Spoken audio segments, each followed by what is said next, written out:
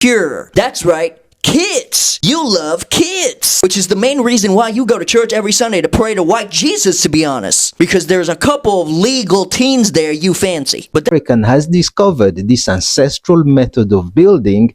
The self-appointed gods of innovations have emerged from the shadows of hypocrisy to stamp their approval on it. Anything collectively with our money to transform our condition. If we are, let me know what that is, because I'm not aware of any group. So an Asian dude has descended on white folks or white people, and bro, he just gave to them left, right, center. It's just crazy. Listen, all he's trying to say is that he doesn't understand why white people take people's culture and they turn it into something else, and after they take the credit. But black people do not do so. Black people do not do that. If they are taking your culture, they respectfully take the culture. Even if they are going to add a little bit of something, they don't totally change it and also change the name. And also I have some videos for you that clearly shows that this is the traits of white people. Even they've done it to Africans. I don't want to talk much. Don't forget to like, don't forget to subscribe. You don't lose anything by liking, so just give the video a thumbs up, comment whatever you think, and let's go into the video. Let's talk about black people in Asian business. I came across this video a couple of weeks ago, and it's a video of a black woman making oxtail pho. She made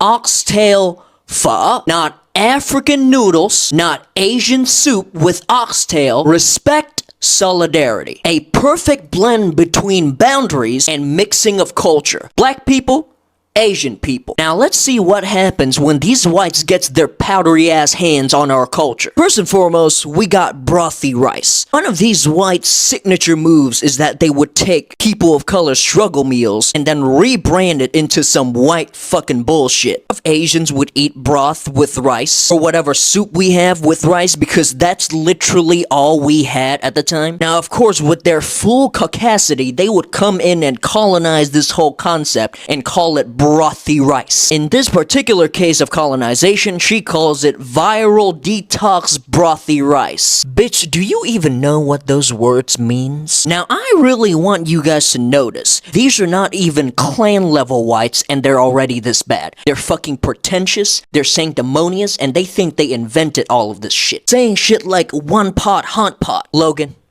every hot pot is a one pot hot pot. Your brain is smooth as an egg. By the way, why are all the white twinks just straight up evil? Now let's just stop for a second, because I want to talk to all the black people that are watching this video. Despite what I've said at the beginning of this video, respect, solidarity, black people, this participation is from your end. I don't think I have to warn you guys at all to be careful around some Asians, because sometimes when we participate, we got shit like K-pop. Yuck. Let me put it in a way you guys would understand immediately. A lot of Asians are really comfortable inside the house. There are 3 very big Asian creators on this app, and I'm gonna use these pandering ass pandas to describe to you exactly what I mean. First of all, they are not the new age clan. That would be too simple. As a matter of fact, just like liberal whites, they are exactly what Malcolm X warned us about. You usually would not know that they're dangerous until they do shit like ignore stuff like this, or dogpile on an Asian lady when she's speaking facts. One of these Asian creators behaves exactly like a white woman, crying on camera, manipulating the narrative, tagging and calling the FBI and shit, doxing Asian women. And yes, I'm proud to be white. Being proud of your snow monkey inbred ass lineage is absolutely crazy work. Buddy, just like your lying ass cracker president, you got your priorities all fucked up. He's over here worried about kids and immigrants and not fixing the economy. You're over here in my comment section going, nyeh, nyeh, nyeh. You got Twitter fingers, that's your problem. What you need to be doing instead is make sure that all the women in your family have jobs. Because I know they're all unemployed. They just ended DEI. White women cannot rely on this shit anymore. Now I know, idiots like you, idiots like you, idiots like you, idiots like you love their women docile, jobless, and in the kitchen. And most importantly, you love your women pure. That's right. Kids. You love kids. Which is the main reason why you go to church every Sunday to pray to white Jesus, to be honest. Because there's a couple of legal teens there you fancy. But that's besides the point. The point is, get your women some jobs. Because almighty Kratos, Y'all need the money. I mean, look at this. Tough times for the whites. Now watch me predict the whites. If you stop this video and you go into the comment section, you're gonna see a lot of shit like this. I mean, of course these crackers would give me statement like these, talking about brittle spirit, pun intended. Why the fuck would I leave this country to clan ass bitches like you so you can send more people into concentration camps? Oh, but we give you white technology. You bitches really love to vomit out crackganda. Shut the fuck up. What in the flying fuck is white technology? Whenever you dickheads comes up with something, it's always diabolical. I mean, just look at this. Heart tag, invented by whites, versus pemmican, invented by the indigenous people of North America. The world's first protein bar versus actual crackers. Oh, it cannot get more poetic, man. Like Charlie Kirk's death. Counting or not counting gang violence. Notice how throughout this entire video, I haven't even mentioned slavery or the French. An American artist has won the Architectural Award for Innovation for creating a robot capable of building 3-meter mud wall structures in 8 weeks. However, Africans have been building mud houses for centuries, yet this practice was mockingly called primitive and backwards. But now that an American has discovered this ancestral method of building, the self-appointed gods of innovations have emerged from the shadows of hypocrisy to stamp their approval on it. And as the artist himself put it, his structure represents the future of construction not just in the states of California, but maybe the world. But in my humble opinion, I think it's a bit too late because his future has long existed on the African continent. And 8 weeks just for that, that's beyond slow. And any jokes not related to this content will be blocked. My African brothers and sisters, come and see this. One of the reasons that we think clay as a building material is actually the future of the construction industry. The future of the construction industry. Wow. It's wonderful versatility. You can make durable floors with it. You can carve it to form art, make bricks out of it for walls. Sculpt it to create free-flowing forms, polish it to make shiny plasters, pigment it to create color combinations of your desires. What an amazing discovery that has never been discovered before in the existence of humankind. Build ovens, benches, and even whole houses. Clay is such a versatile building material, and all the while you're having fun playing in the mud, creating community, and creating a better future. You know, one thing I always say is that when it's us Africans that do it, it's called primitive. Now, our clay, our architectural designs is the future and is a discovery. Something that we've been doing since the dawn of time. We've suffered in this life. Yeah. You know, the huts that they make fun of in Africa, which are unbelievably made, the way they make those huts, those things can withstand heat. Now they have this town where white people are doing hut building, but they renamed it something else. They used to make fun of, now they doing it. It's like, we discovered this. Right. But it's the same. It's the same. You know, it's the same. They used to make fun of it. Why don't you go to your mud huts? God, is that good? Does that look like a white guy? No, it's not like that. Why don't you go to your goddamn mud huts, you spear chuckers? That's what they used to say, spear chucker. I thought that was a good fucking name. That was a pretty funny name though, because you chuck a spear. What did they used to say? There was Jungle bunny. No, I just thought bunnies were in the jungle though. Welcome to the jungle, bunny. No, I don't think. There was jungle bunny, spear chucker. There was something else they used to say with the spears. I can't remember. There was spear chucker. There was. I mean, I didn't want to learn about it. It just they called you it. You got everything. Like, oh, there's a new one. All right. African booty scratcher. That was the black people that said that to me. Yeah, black African booty. I don't even think that still exists anymore. Your ass ever itch? You said what? My ass itch. I don't scratch it because I am not. I do. Living up to the stereotype. I just take it. I just go. Everybody scratch their booty, man. Like, I don't do it right now. You know, you get that good, like, oh yeah, I love that. Especially when the skin is dry. Right. Yeah, when it's dry. You see like your hand marks of straight itch. Racists love to say Africans were living in mud huts before Europeans arrived, because colonizers portrayed them as primitive to justify taking land, resources, and people. Yes, some African communities built homes from mud and clay. Because the climate made it a smart choice. Africa is dry and hot. Mud walls naturally stay cool in the daytime heat and warm at night. They weren't the tiny one-room huts you see in the history books either. They had multiple room layouts and ventilation. Africa also has aggressive termites, so building homes from wood would just be counterproductive.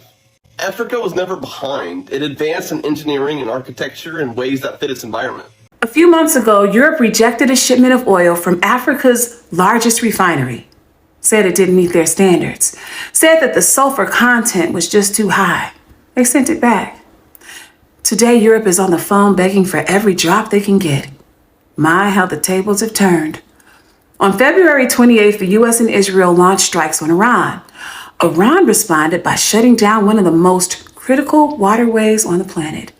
25% of the world's seaborne oil, 20% of its liquefied natural gas became inaccessible overnight.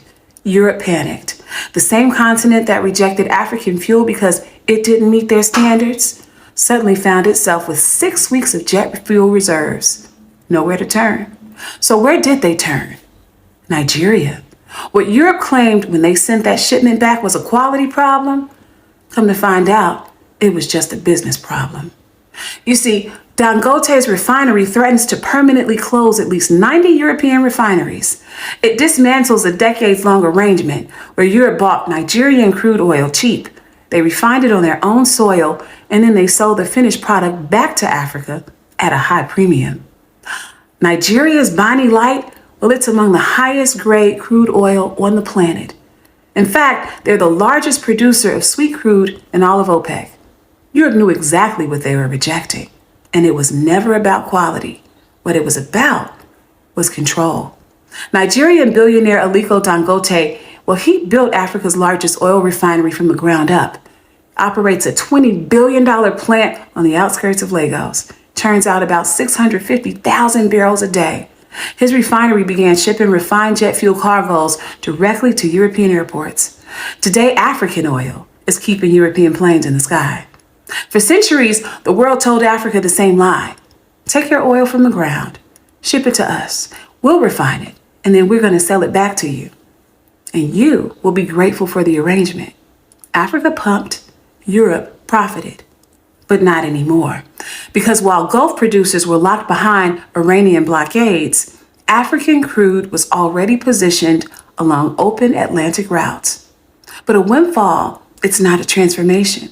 See, we've been here before. Africa is rich in resources, but robbed of the returns. This time, things have to be different. Africa was never the problem. It was always the answer. Colonizers didn't come to Africa because Africa had nothing. They came because Africa had everything. And that hasn't changed. African resources should benefit African people. And if you didn't know, now you know. Inside the African section of the Vatican Welcome. Museum. She's in why. Listen.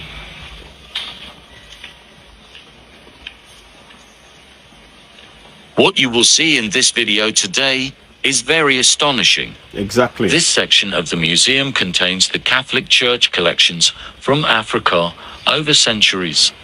The artworks in this place tells a beautiful story of the cultures and religions of the African tribe untainted. So beautiful story of African cultures and sculptures untainted. So we have beauty. Interesting. On a closer look, you will notice that most of these arts were collected between the 17th and 21st century, meaning that they were probably stolen or taken by force. See, they were stolen or taken by force. The Vatican, the church above all churches. That is what we are looking at. And we have to be factual about this. This is what we are talking about. And we cannot run away from this. This is what they've done. There is nothing holy about stealing other people's stuff. Let me say that again. There is nothing holy about stealing other people's stuff. It must all be returned. No excuses. And they have no moral basis whatsoever to come back and be preaching anything to anybody. because they don't follow their own rules of thou shalt not steal. They have no morality whatsoever. I mean, look, this should be on the African soil with our people. There are reasons why we do certain things, and they've now put themselves above ours. We suffer from a deep-seated hatred. We suffer from a very, very aggressive form of post-traumatic slavery disease. And if we as African people in America, the descendants of the enslaved freedmen who built this country, if we as black freedmen in America don't get our act together, Art, we are going to be annihilated. We're going to be annihilated because we are not doing anything collectively with our money to transform our condition. If we are, let me know what that is, because I'm not aware of any group of black freedmen in this country that is using their money to build relevant institutions and systems for the people. You do have a few, but you're only talking about no more than 5. No more than 5 out of 50 million Africans are. So we are behind the 8 ball. We are comfortable being behind the 8 ball. We rather sit around begging for reparations. We rather sit around waiting to vote. We rather sit around waiting on the government instead of using our money to save ourselves. The Honorable Marcus Garvey is turning in his grave. All the American fathers of Pan-Africanism, Henry Highland Garnett, Alexander Crummell, Bishop Henry McNeill Turner, Martin Delany, all of them are turning over in their grave because the self-determination that they taught us, the self-determination that they exemplify for us, we have lost it. Black people do not believe in collective self-determination, especially when it involves our money. European Americans like to be in black spaces for 2 reasons. One, I actually learned from a European American myself. Shout out to Mike. 1, we have never really assimilated to white America. We have always pushed away from white America. We have been comfortable in our skin amongst our people doing our own thing, and that has always bothered them because they have always had a God complex. We are the superior race, so why don't these black people want to be more like us? If there wasn't such an issue with civil rights and equality, most black people would not conversate with European Americans. We are hostages in our own country. European American culture has always been miserable. This is why even though they can be at the top of the food chain, they are still miserable. And this is why they admire our culture so much and imitate everything that we do, even though we're somehow 15% of the population. European Americans also enjoy black spaces because they never have to conform to blackness. They don't have to prove how black they are and what black things they like to do. They can simply be themselves and we will accept them as they are. That doesn't happen the opposite way around. Number 2, European Americans don't even feel comfortable in their own spaces amongst European Americans because they see the same behavior. Untrustworthy, very undermining, very sneaky, very backstabbing. And this is what I learned from somebody I know. He said, I don't even trust them myself, and I'm a white man. That had me cock my head like, oof, well, at least I'm not crazy. To us, so that our women can stop eating, that they may become slender. They do that to us. And they do that to us because they know that our women are the fountain of life. And that when they change our women, we men who are weak will be changed. We must stop that.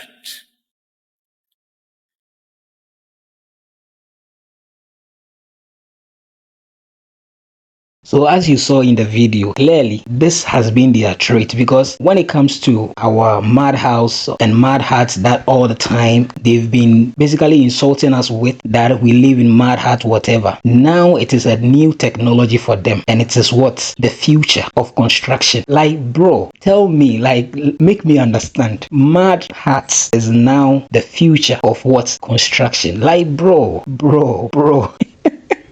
These people are so funny. You know, I all the time say that, listen, one thing that is making these people move the way they move, and also they are very bold in taking some of these decisions and doing some of these stuffs, is all because they own the media, they own the social medias, they own the traditional medias, they own almost every organization that we know in this world. They own it. So it is going to be very difficult for us to push our narrative. You understand? The only thing we are supposed to do is to probably also create our own medias. You know, we should create our own medias. We should create our own traditional media, social media, everything. We should just create and make sure we have our history, our true history and our true identity, our cultures, everything on there, that if anybody wants the truth from wherever, they can easily go onto our own platforms and they will see the truth there. Because if not, they are going to keep on feeding us that they invented this, they did that, they did that. Even some of the inventions that we are currently using as a people, they will tell you it is their forefathers that invented whatever. But if you go deeper, you will see that a lot of black people invented a lot of things, but they deny them the credit. And this is what they've been doing for centuries. So black people, let's just know this is how they are. If possible, let's create our own social medias and everything. And I think that will help. Thank you so much for watching.